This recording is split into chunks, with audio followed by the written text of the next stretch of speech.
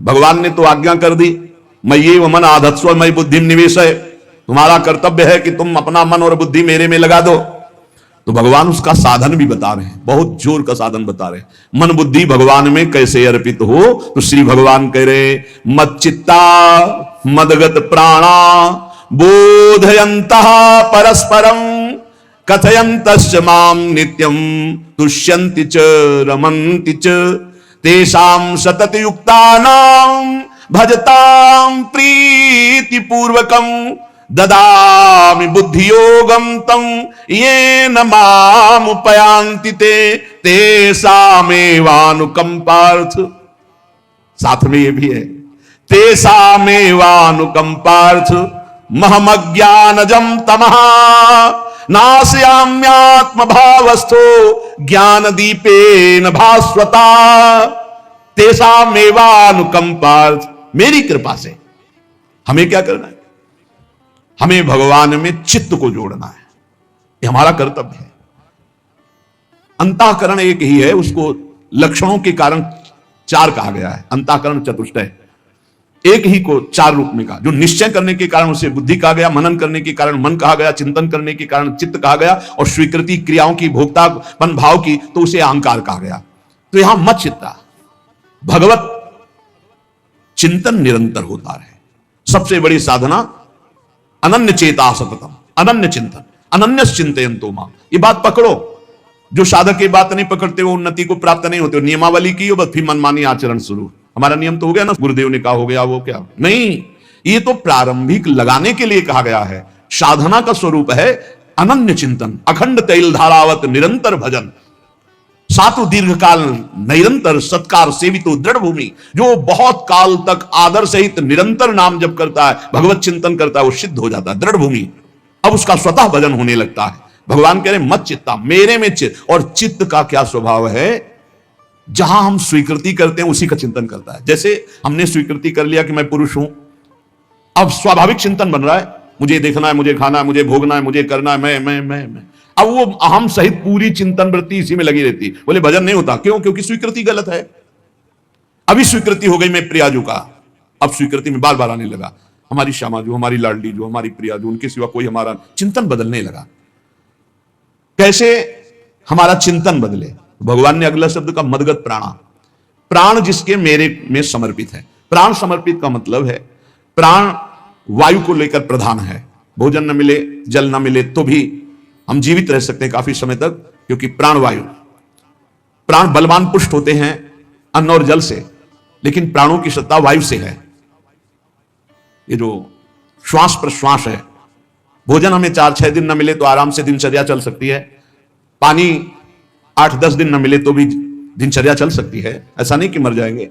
लेकिन 2 मिनट वायु ना मिले तो मर जाएंगे, 2 मिनट वायु ना मिले तो प्राण नष्ट होगा। प्राण का सीधा संबंध वायु श्वासों से है, और प्रभु को प्राण समर्पित करने का मतलब हर श्वास नाम जप करना। मदगत प्राणा, हम पानी भी पिएंगे, भोजन भी पाएंगे तो प्रभु को समर्पित करके, और हर श्वास नाम जप करेंगे तो मदगत प्राणा होगा। मच्चित्ता, निरंतर चिंतन करने के लिए हमें प्राणों को समर्पित करना होगा। हमारे प्राण समर्पित हैं, हम प्रसाद के द्वारा प्राणों का पोषण करेंगे, और हर श्वास प्रश्वास में नाम जप। श्वास ऊपर गई तो नाम जप, श्वास नीचे गई तो नाम जप। बोधयंता परस्परम, यदि हम किसी से बात करेंगे तो अपने प्रभु की चर्चा करेंगे।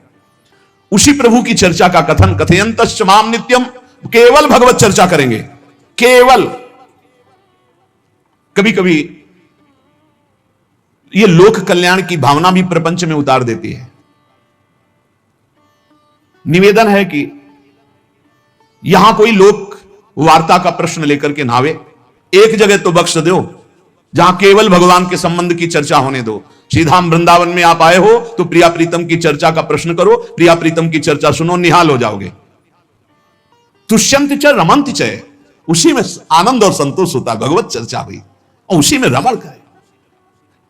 एक जगह तो रखो जहां तुम केवल प्रभु की चर्चा सुन सकते हो, प्रभु की चर्चा कर सकते हो। प्रपंच का तो बहुत विस्तार है।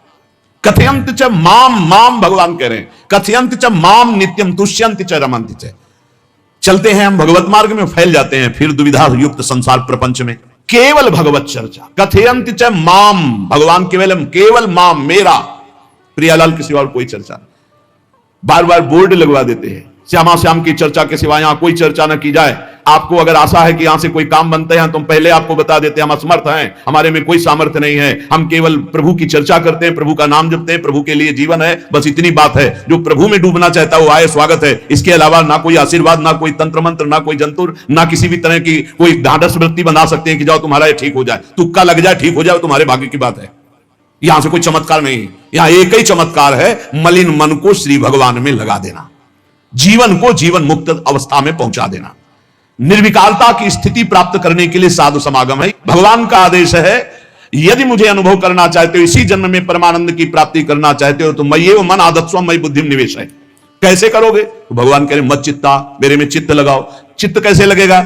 चूंकि हम प्राणों से बहुत प्यार करते हैं, देह प्राण ते प्रिय कछु नाही, इसलिए भगवान को कहना पड़ा प्राण मेरे को समर्पित करो। कैसे समर्पित करें? जो खाओ पियो भगवान को भोग लगा के रात दिन नाम जप में, हर श्वास में भगवत चिंतन।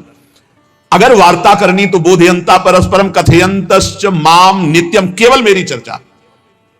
बड़ा दुर्लभ हो रहा है, भगवत चर्चा होना बड़ा दुर्लभ हो रहा है भैया। ये सब सुनहु भरत भावी प्रबल, बिलख कहो मुनिनाथ, हानि लाभ जीवन मरण जस अपजस विधिहात। जब कर्मों का फल भोगने का आया तो महात्मा जी, और जब पाप कर्म करने जा रहे थे तो पूछ लेते हमसे कि हम पाप कर्म करने जा रहे हैं, आपकी अनुमति है क्या? तब नहीं, तब किसी ना भगवान की याद की ना गुरु की याद की, मनमानी आचरण किए। तो अब भोग आया है, अब भोग लो, उसको भोगना पड़ेगा, वो यही मिलेगा तुम्हें।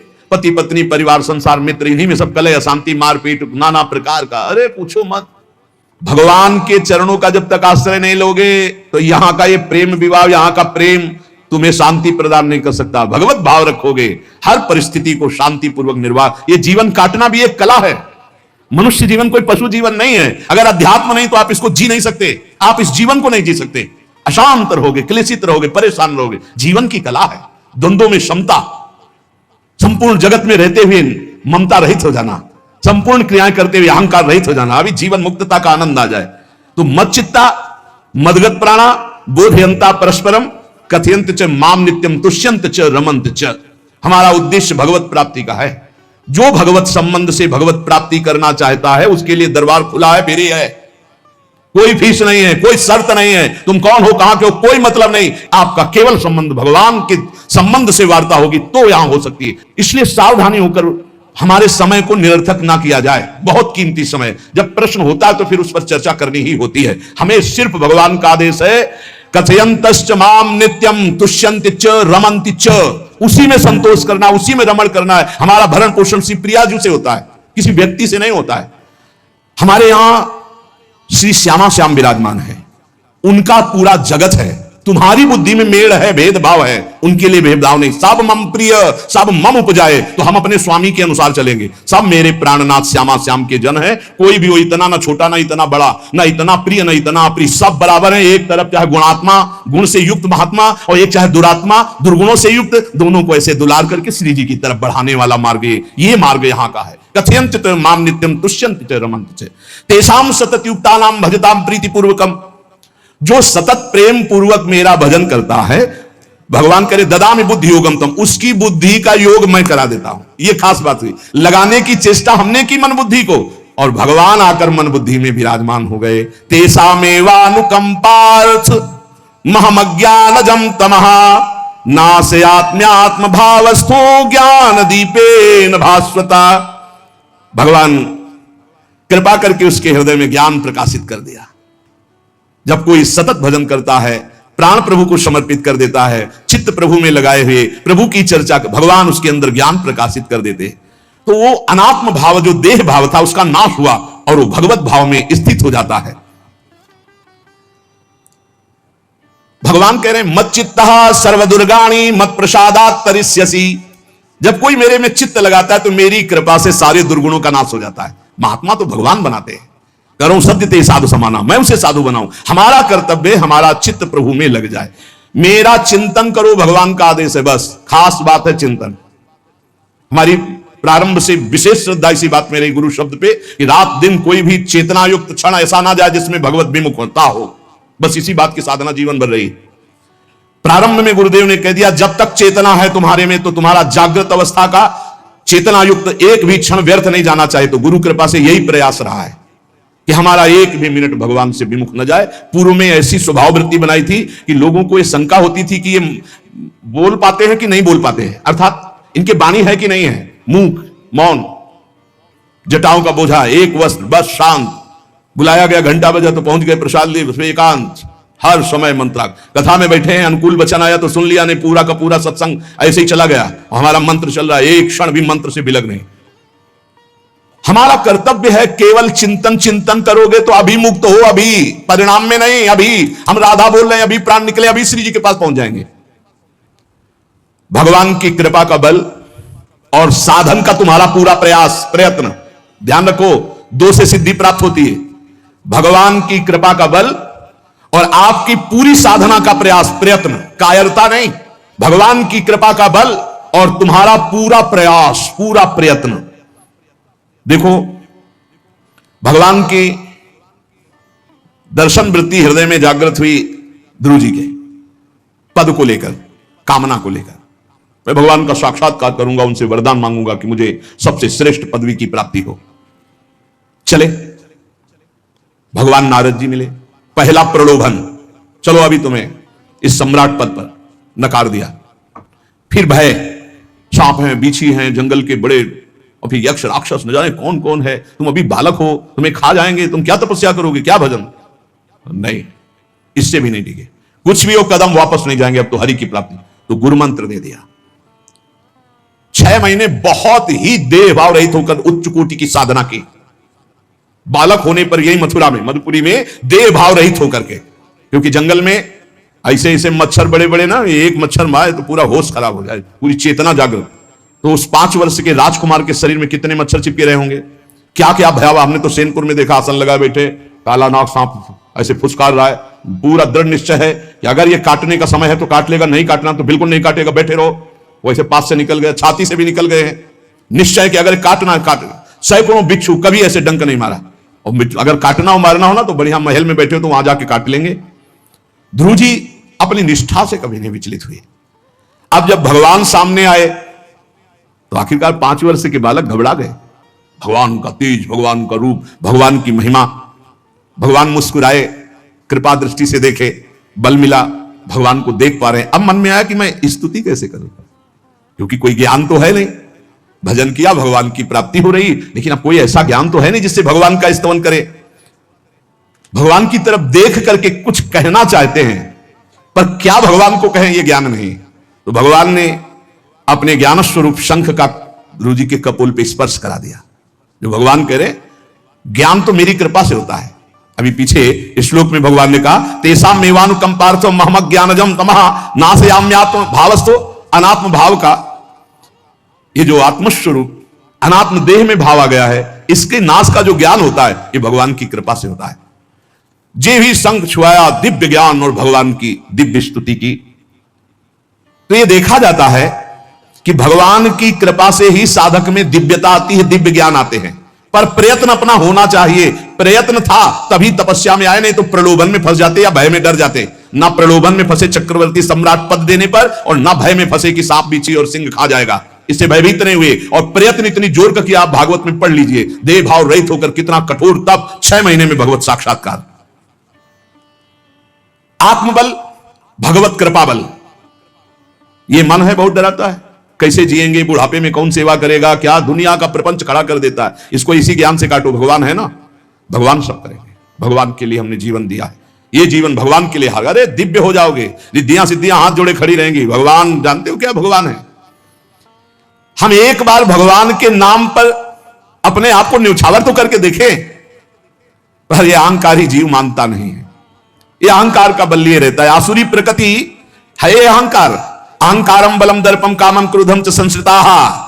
जिसके अंदर ये आसुरी प्रवृत्ति अहंकार होता है, उसमें काम क्रोध लोभ ये भरपूर होते हैं। कहां से भगवत प्राप्ति हो। जहां ये दुश्मन रहते हैं वो घर तो तुमने सुरक्षित दे रखा है दुश्मनों को। आसुरी प्रकृति को तुमने, अहंकार को अपना स्वामित्व दे रखा है। मैं वो अहंकार जिसके साथ प्रकृति लगती है। जब अहंकार और बढ़ जाता है तो ईश्वरोहम अहम भोगी सिद्धोहम बलवान सुखी। तरंग से समुद्र नहीं होता, समुद्र से तरंग होती है। हम जितने भी हैं सब तरंग हैं उस परमात्मा की। वायु विकार नष्ट हुआ, समुद्र में ही लीन हो गए, ये बात है। लेकिन एक तरंग समुद्र नहीं पैदा कर सकती। एक सूर्य चमक रहा, कोई बंद के सूर्य दूसरा चमक के दिखाए? बहुत सावधानी से उपासना करो।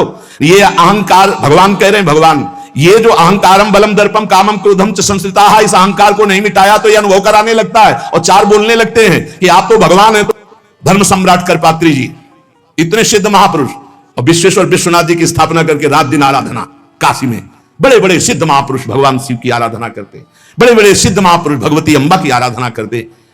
ये कौन सा ज्ञान प्रकट हो जाता है जो भगवत स्वरूपों का अपमान होने लगता है? मुझे यही समझ में नहीं आता। गुरु रूप से हमें शास्त्र के आचरण देने आए, मनमानी भ्रष्टाचार सिखाने नहीं आए। आज तक कभी कहीं भी भगवत स्वरूपों का अपमान महापुरुषों द्वारा नहीं हुआ।